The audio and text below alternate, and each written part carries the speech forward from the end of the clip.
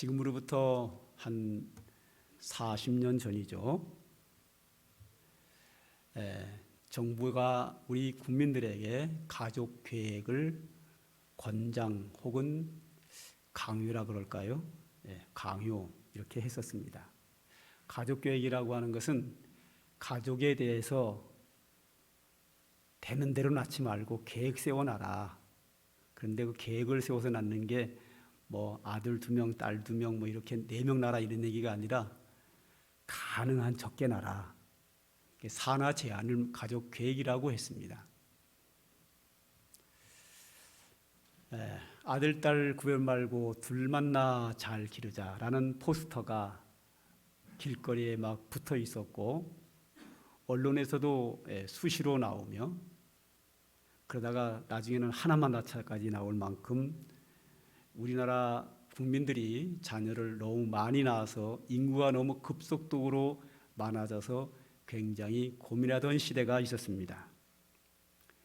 이렇게 정부가 우리 국민들에게 자녀를 적게 낳아라 이렇게 많은 강요를 비슷하게 했고 정책을 세워나갈 때에 일부 목사님들이 이런 말씀을 하셨습니다. 설교를 통해서 그건 그거고 성경대로 하면 하나님께서 생육하고 번성하라 했기 때문에 산하 제한은 성경적이 아니고 하나님이 주시는 대로 낳아야 된다. 그렇게 하는 분들이 여기저기서 계셨습니다. 지금도 미혼모가 자녀를 갖게 되거나 여러 가지 사건이 생기면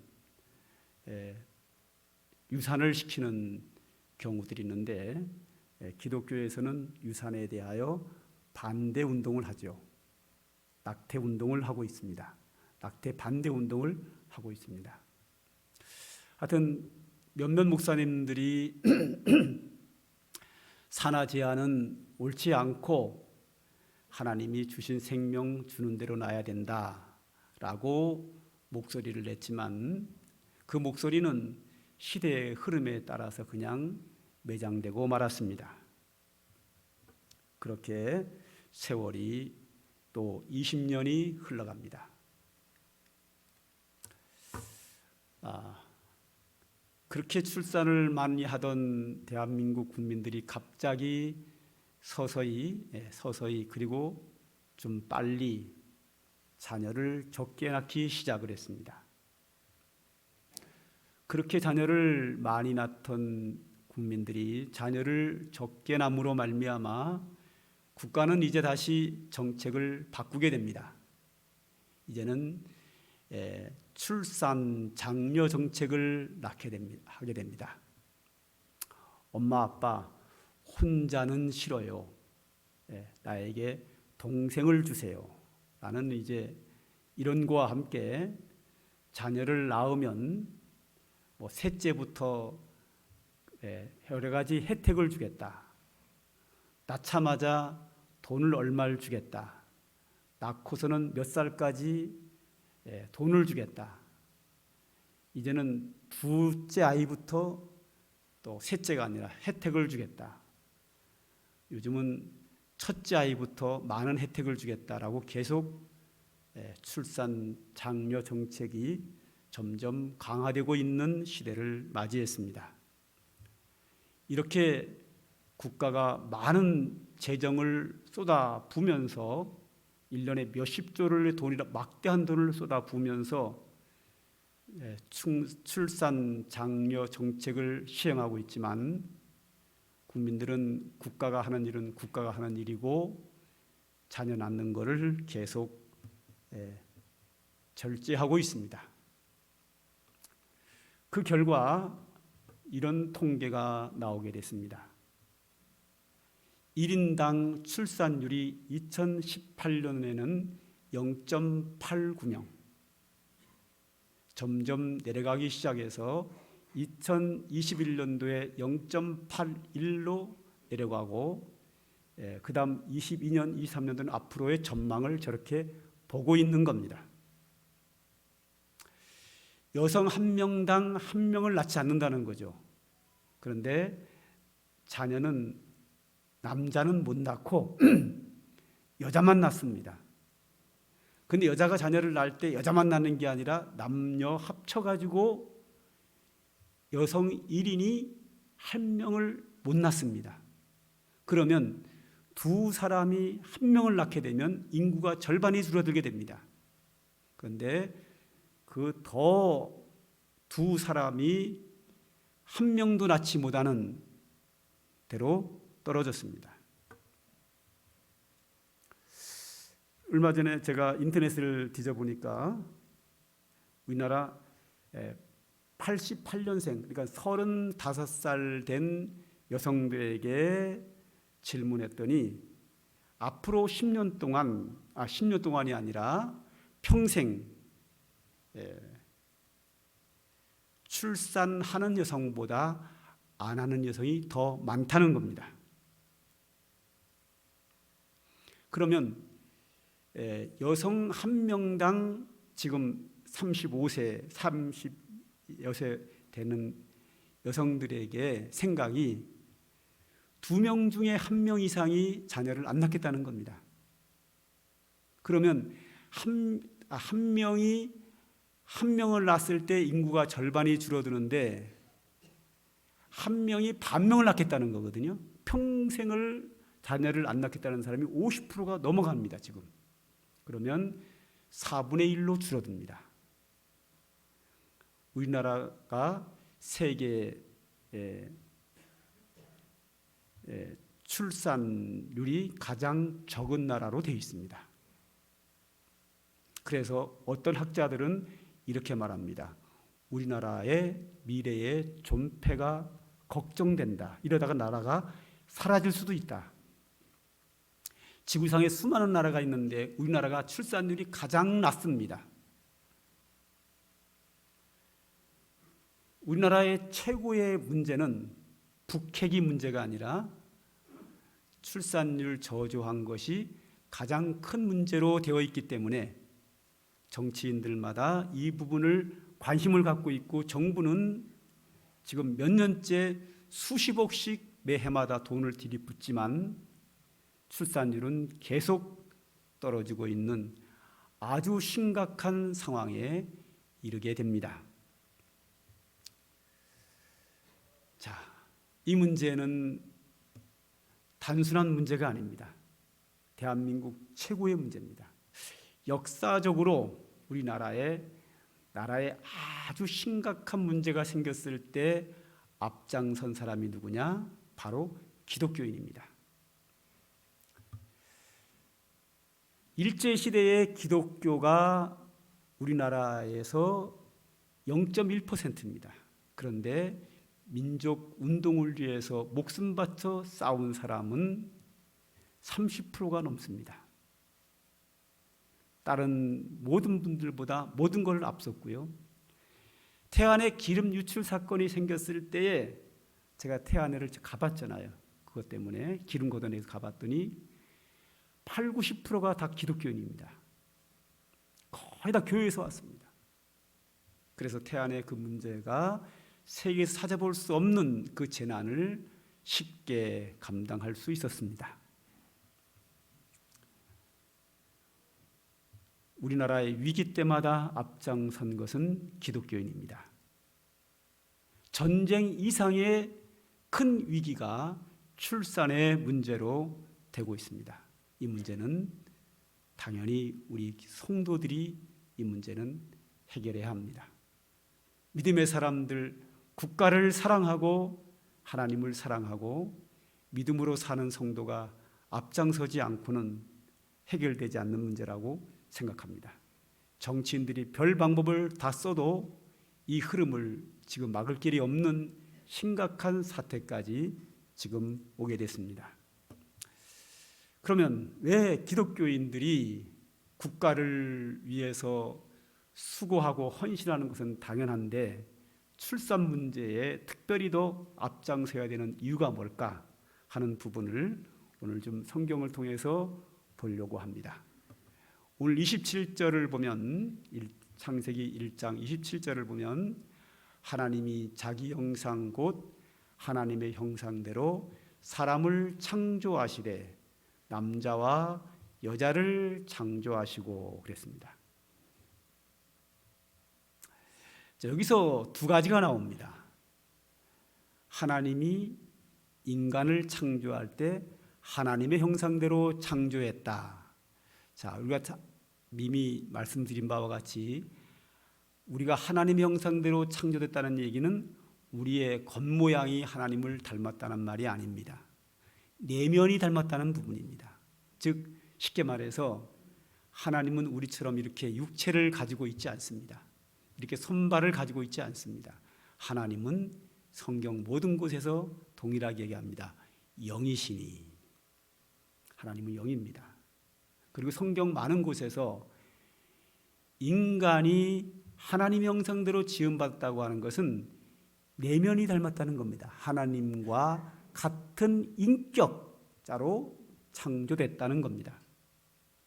하나님의 마음속에 사랑이 있는 것처럼 우리도 사랑이 있고, 하나님에게 감성이 있는 것처럼 우리도 감성이 있고, 하나님에게 지혜가 있는 것처럼 우리에게도 지혜가 있고, 하나님에게 의지력이 있는 것처럼 우리에게도 의지력이 있는, 인간이 하나님의 형상대로 지음받았다고 하는 하나님의 인격체로 우리가 지음받았다 하는 겁니다.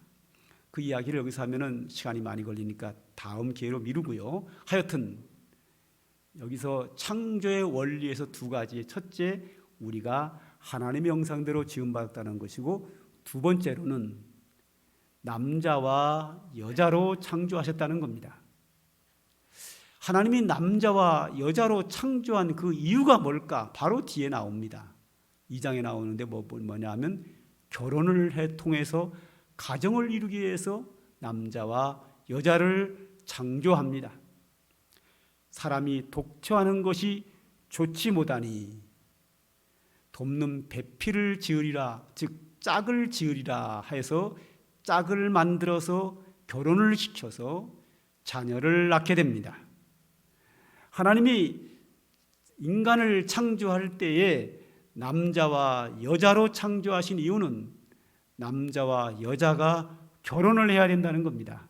그러므로 요새 동성애를 주장하는 것은 창조의 원리에 위배됩니다.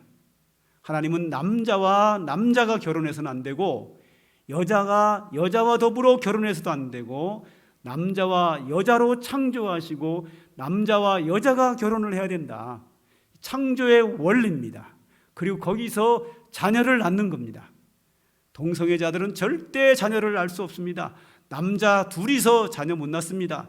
여자 둘이서 자녀를 낳을 수 없습니다. 그러므로 동성애는 창조의 원리에 위배되는 죄악 중에 죄악입니다. 요새 동성애가 너무 유행합니다. 그건 세상 유행일 뿐이고 창조의 원리에 어긋나는 겁니다.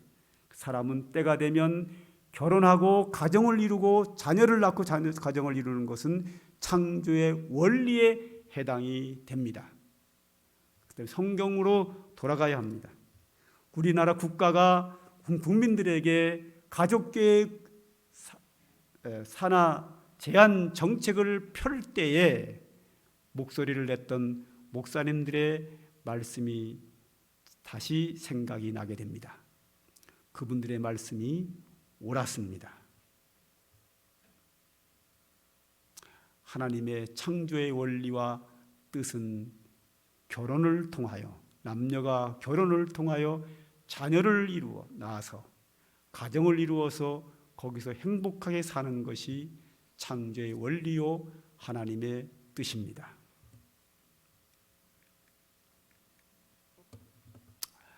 오늘 본문 28절을 하나 보죠. 다 같이 읽겠습니다. 시작. 하나님이 그들에게 복을 주시며 하나님이 그들에게 이르시되 생육하고 번성하여 땅에 충만하라. 땅을 정복하라. 바다의 물고기와 하늘의 새와 땅에 움직이는 모든 생물을 다스리라 하시니라. 아멘. 하나님이 사람을 창조하시고 바로 이어서 뭐라 그러면 그들에게 복을 주시며, 복을 주셨어요. 복을 주시며.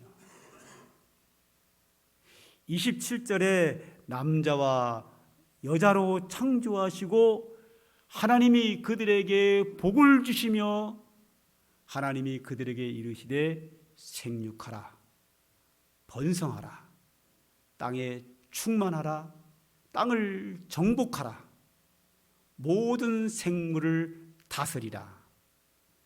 하나님이 인간에게 주신 최초의 명령입니다. 첫 번째 명령입니다. 선악과를 먹지 말라는 것은 그 다음 명령이고요. 그 다음의 명령이 선악과를 먹지 말라는 거고요. 창조하시고 바로 하신 명령이 뭔가 하면 복으로 명령했는데 그 축복의 명령이 뭐냐면 생육하라, 번성하라, 땅에 충만하라, 땅을 정복하라, 그리고 모든 생물을 다스리라. 하나님의 최초의 명령입니다. 여기서 첫 번째 명령 중에서 가장 먼저 나오는 명령이 뭐예요? 생육. 생육은 뭐죠? 출산을 통해서 가능합니다. 번성, 그렇죠? 출산을 통해서 가능하죠. 그리고 모든 생물을 다스려라. 인간은 모든 생물을 다스릴 수 있는 권한을 주셨습니다. 능력을 줬습니다. 그것이 바로 뭐냐면 하나님의 형상대로 지었기 때문에 그렇습니다. 하나님을 닮아서 우리에게 하나님이 이성을 주셨습니다. 지혜를 줬습니다. 그 지혜로 모든 생물을 다스릴 수 있는 거죠. 자, 사람은 육지에 발을 디디고 삽니다. 근데 공중나는 독수리를 훈련시켜서 다스리더라고요. 육지에 살고 있으면서 물속에 들어가면 숨이 막혀서 몇 분도 안 돼서 죽거든요. 그런데 돌고래를 훈련시키더라고요. 사람은 뜀박질도 잘 못하는데 그렇게 빨리 달려가는 호랑이를 훈련시키더라고요. 그 뭐죠?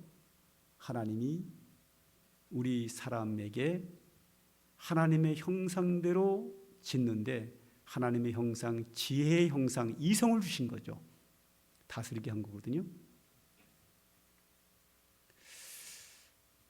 그보다 중요한 건 뭐냐면 땅을 정복하라 이거죠.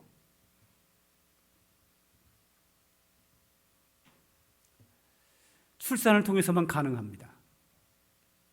그런데 바로 좀 넘어가면 아까 성경에 보신 것처럼 3장에 가면 인간이 죄로 타락을 합니다.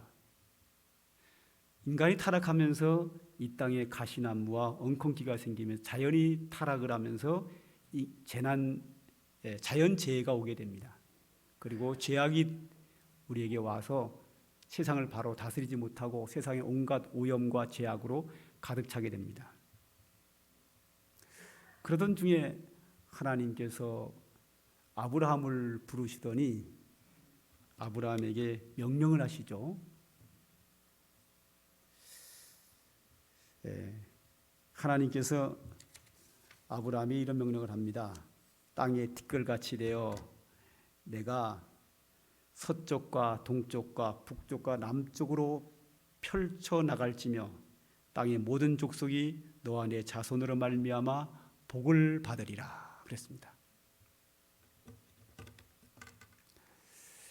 하나님께서 땅 끝까지 퍼져나가서 모든 족속으로 말미암아 너로 말미암아 모든 사람 족속이 복을 받는다. 그러니까 하나님이 아브라함에게 자녀를 낳지 못하는 아브라함에게 자녀를 주시면서 그 자녀에게 할례를 행하면서 하나님의 백성이 된 자가 동서남북으로 땅에 충만하겠다는 거거든요. 예수님께서도 모든 족속으로 제자를 삼아 아버지와 아들과 성령의 이름으로 세례를 주고, 즉 하나님을 섬기는 믿음의 사람들이 복음으로 세상에 충만하고 정복할 것을 말씀하고 계십니다.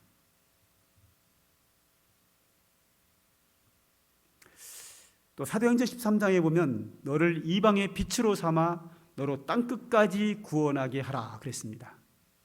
이제는 우리가 죄악으로 타락한 세상에 복음으로 땅끝까지 정복할 책임이 우리에게 주어졌습니다. 어떤 분이 그러더라고요. 전도 못하면 애라도 많이 나라고요.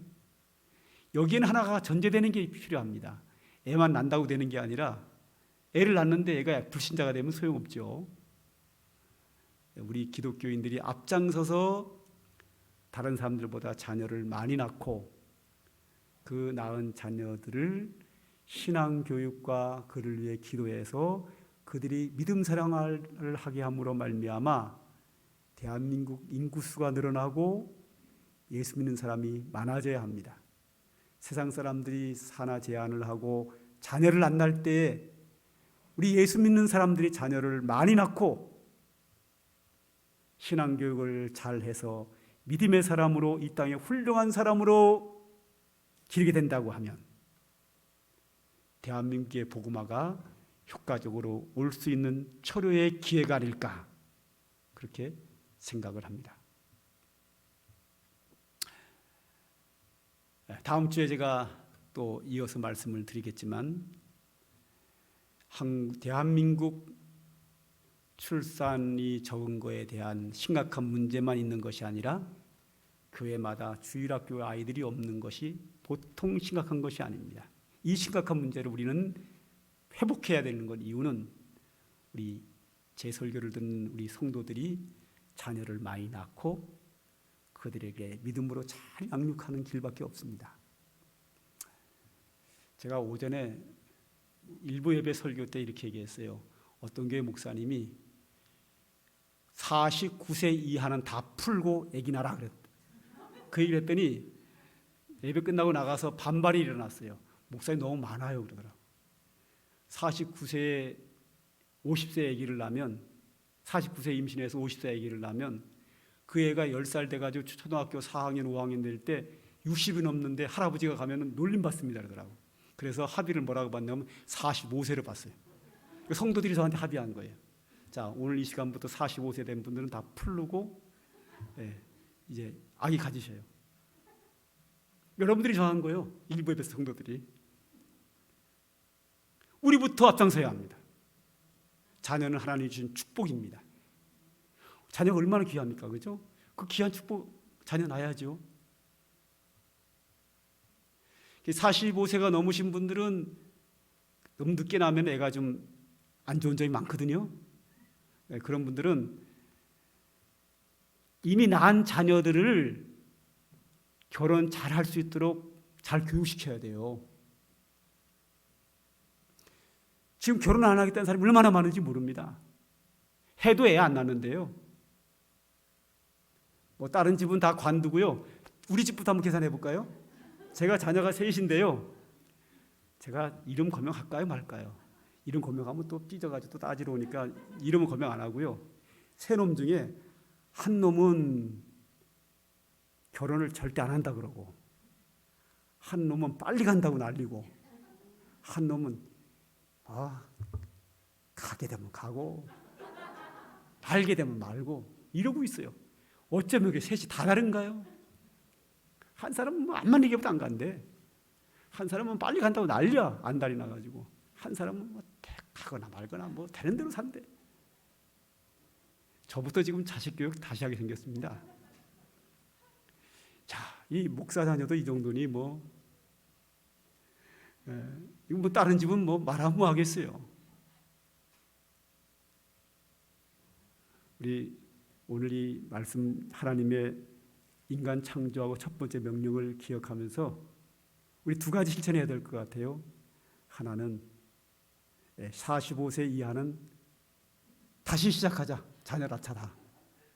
그리고 45세 넘은 사람들은 자녀들이 얼마나 컸으니까 결혼이 얼마나 축복된 일인지 그거를 잘 가르치고 얼마나 행복한 건지 가르치고 신앙생활을 잘하도록 가르치는 그 일을 우리가 좀 해야 될 것 같습니다. 보통 심각한 문제 아닙니다. 이거는.